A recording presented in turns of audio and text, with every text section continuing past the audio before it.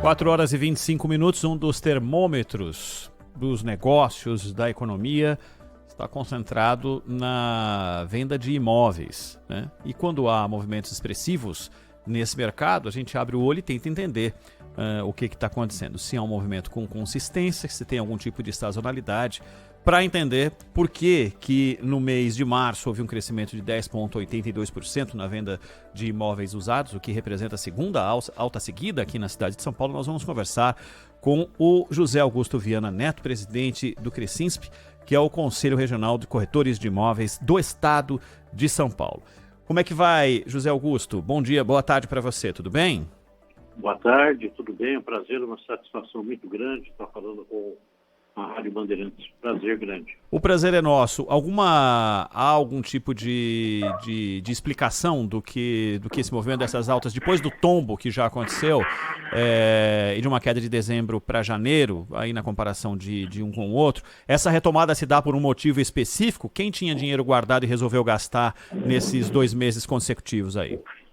É que nós vínhamos vindo aí de altas na taxa Selic, e os bancos automaticamente repassando para os mutuários essa diferença, né? O juro aumentava a Selic, aumentou o juro. Mas chegou no momento que a Selic aumentou demais e os bancos ficaram inviabilizados de poder subir, porque eles têm uma cota a cumprir com o Banco Central, nos recursos captados através da caderneta de poupança tem uma meta a cumprir. E para cumprir a meta tem que emprestar o dinheiro. E chegou num ponto que se aumentasse o juro, a renda familiar das pessoas não ia alcançar suficiente para poder ter o financiamento aprovado. Então, é evidente, os bancos seguraram as taxas de juros, independente da Selic. A Caixa Econômica Federal foi um exemplo interessante, chegou a baixar 1 ponto percentual na sua taxa, e isso, é evidente, que traz um crescimento nos negócios imobiliários. Agora, o interessante é que o número de negócios fechados através do financiamento imobiliário estão ainda muito abaixo da média histórica, né? Então, há muito ainda que acontecer aí pela frente. José Augusto, boa tarde. Boa tarde. É que nós conversamos recentemente, várias vezes economistas falam aqui sobre a questão da inflação, e um deles, não me lembro qual, mas ele disse uma coisa muito importante sobre a cultura de indexação que há no Brasil, mesmo com o Plano Real, que reduziu critérios de indexação, mas a indexação ficou como elemento cultural na economia brasileira. Muitas vezes, ainda mais num processo como agora, com a inflação alta, em relação aos últimos anos, os aluguéis têm subido, né? E muitas vezes, segundo alguns economistas, não há um critério lógico, uma base real para esses reajustes. Essa indexação é inevitável, os aluguéis, às vezes até contrariando a relação oferta e procura, a elevação dos aluguéis, ela obedece um critério real, econômico ou é cultural? Bom, normalmente o contrato de locação tem uma cláusula que provoca um aumento a cada aniversário de 1 ano no contrato. Encerrado 30 meses no contrato, aí chega o momento em que o proprietário pode renegociar o valor. Como a oferta de imóveis para locação ela é baixa, é pequena, o imóvel acaba supervalorizando, o aluguel acaba aumentando. E, por outro lado, vem a indexação. O IGPM prejudicou demais o mercado de locações e trouxe aí para os locatários um problema muito sério, e também para os locadores. E, a bem da verdade, tem que se dizer o seguinte: a maioria de proprietários de imóveis residenciais para locação são de pessoas idosas que juntaram dinheiro aí ao longo da vida e têm agora um imóvel para complementar a sua renda, e comprar remédio, alimento. Então, ambos os lados passam por situações difíceis. Agora, é importante que se diga o seguinte, e que pouca gente se dá conta disso, que o índice de reajuste do aluguel a ser colocado no contrato, ele é de livre negociação entre as partes. Não precisa ser IGPM. Se a pessoa acha que um outro é mais adequado, pode colocar o outro.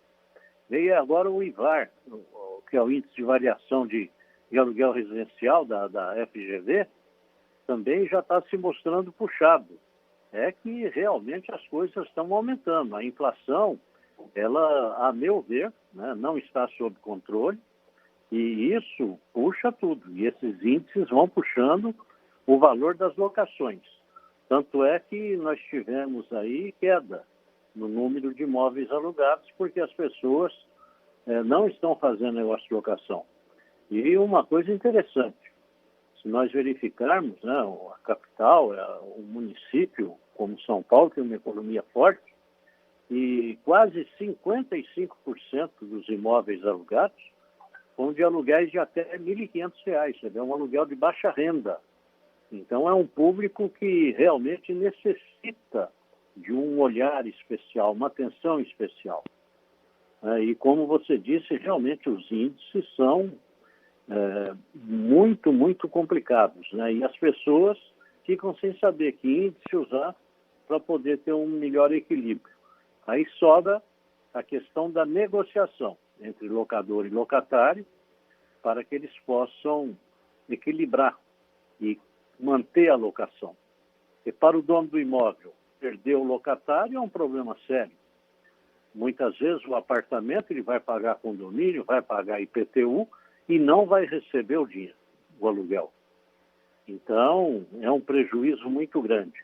Compensa, às vezes, fazer um desconto, manter o locatário, aquele locatário bom, conserva bem o imóvel, paga o aluguel na data correta, né? Ninguém quer perder esse locatário. Então, aí é o momento da negociação. E é o que tem, digamos, aspas, salvado esse mercado ultimamente são as negociações. Nós sabemos que o Supremo decidiu que no meio do ano as ações de despejo poderão ser realizadas, né? Foi o prazo estabelecido pelo Supremo, agora no meio do ano, daqui a 2 meses, se tanto. O senhor, pelo conhecimento que tem no mercado, nível de inadimplência, imagina que no caso de São Paulo, por exemplo, haverá uma enxurrada de ações de despejo, não? Eu acredito que não, porque, como eu lhe disse, as negociações vêm acontecendo em grande número. No Cresce, nós temos um dispositivo denominado de juntas de conciliação. Então, nós temos juntas de conciliações em todo o estado de São Paulo, onde corretores especializados que não estejam envolvidos naquela locação possam fazer a negociação entre locador e locatário, inclusive a imobiliária ou o corretor que esteja administrando aquela locação. E ali chegamos a um consenso.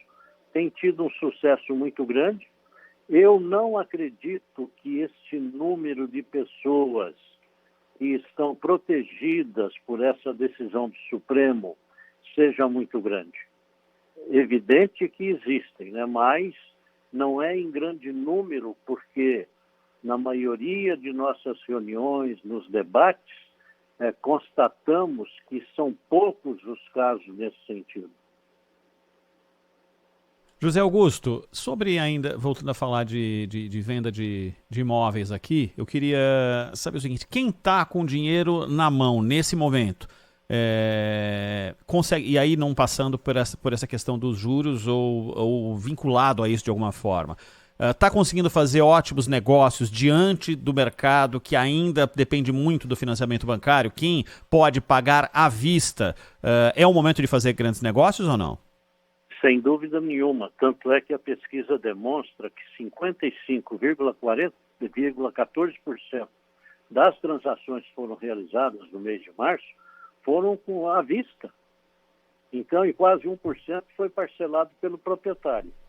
Então, é evidente que esse tipo de negócio ele acontece, e acontece pelo seguinte: com a taxa de juros muito elevada, há comerciantes, industriais, investidores e pessoas que trabalham no dia a dia no mercado que têm empréstimo bancário e quer se livrar do empréstimo. E aí acaba vendendo um imóvel e, se for ali no dinheiro, é evidente que ele faz um bom desconto para poder pegar aquele dinheiro e ir lá pagar o banco, se livrar do juro e vai pagar aluguel, até poder comprar um outro imóvel.